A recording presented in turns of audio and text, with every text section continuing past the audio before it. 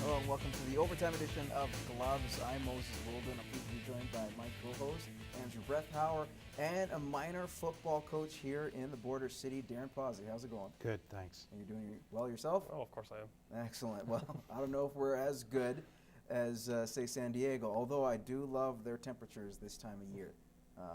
In the plus 20s, high teens, you name it, even 30s. Yeah. Well, certainly things got hotter in the baseball world for San Diego as well, picking up James Shields, another pitcher. And if you look at the roster of who they have on their team, they're looking pretty good. Yeah. Are they a team to consider as a threat in baseball or to the baseball world now, considering who they've stacked up? I think so, for sure. That National League West has changed, I think, a whole lot since they've made changes to their roster. It's no longer just about the Dodgers and San Francisco Giants.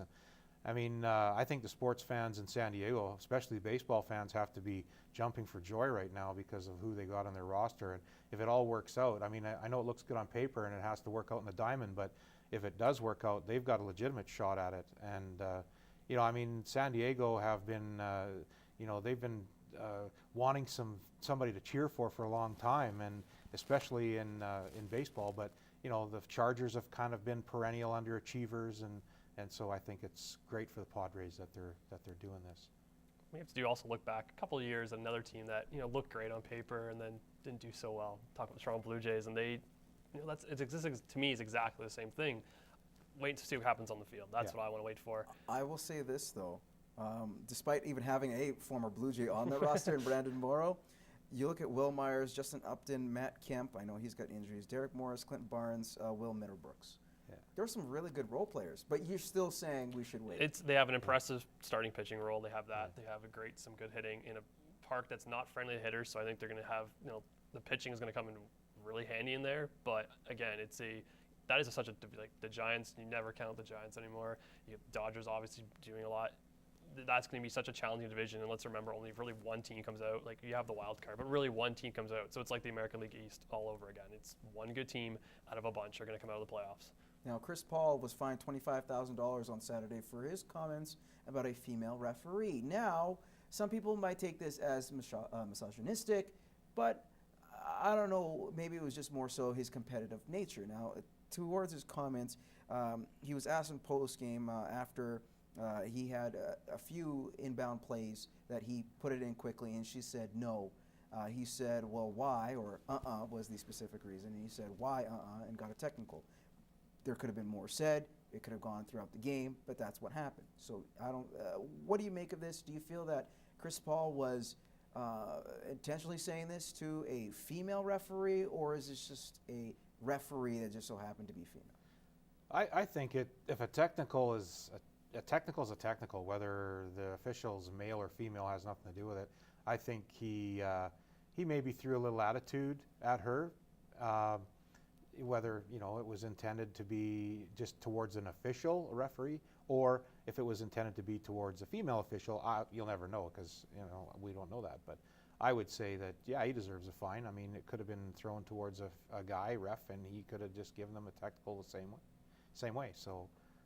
But do you think it's because it was a female ref, and maybe the way his comments may have sounded? Like if it was a male ref, would we still have been fined the way he was? $25,000. Yeah, possibly not.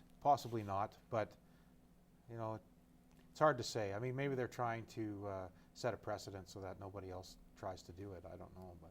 That's a very slippery slope if you start getting into that, because I'm not like you're going into are you being sexist, and even I don't want to start saying some stuff, but I've had referees in the past, female referees, and you get that over feeling that they're calling plays and that they're trying to put their dominance into the game because they're female. That's maybe when you're playing little kid hockey, and that's a different thing, but we're getting to the pros. This woman's actually made it to there, and she's an accomplished referee. Like, you don't mouth off to referees, period. It doesn't matter who they are. So I think it's a fine line if we're going to start talking about, is it because she's a woman or because it's a nod? That's going to be scary. It's a very touchy subject. Yeah. How about this? It could be a very touchy subject, especially if you have hurt feelings. LeBron James went on Twitter, didn't name names, but it sounded like he was calling out Kevin Love, specifically saying, stop trying to find a way to fit out and just fit in. Be a part of something special. Just my thoughts. Should we read into this at all, or do you feel that LeBron was kind of out of line using social media as a way to call out his teammates?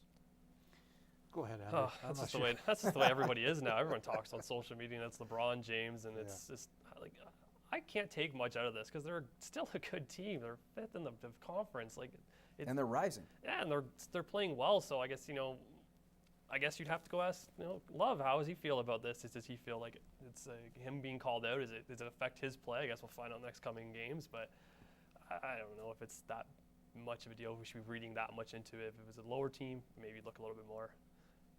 Maybe LeBron, it's just LeBron's way of maybe, I don't know how subtle you could say that is, but I mean, subtly saying, you know what, Kevin Love, time to be a better team guy instead of a me guy. I don't know if that's what he was trying to convey or not, but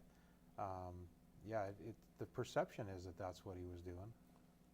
And again, LeBron didn't have this issue in Miami because he had peers who were much like him, very competitive. Right. Here you got different ages, so maybe he's trying to give him a kick in the butt in the right direction. Right. But no need for kicking the butts for you guys. You guys were awesome. Thank you so much, Darren. Thank you again, Andrew.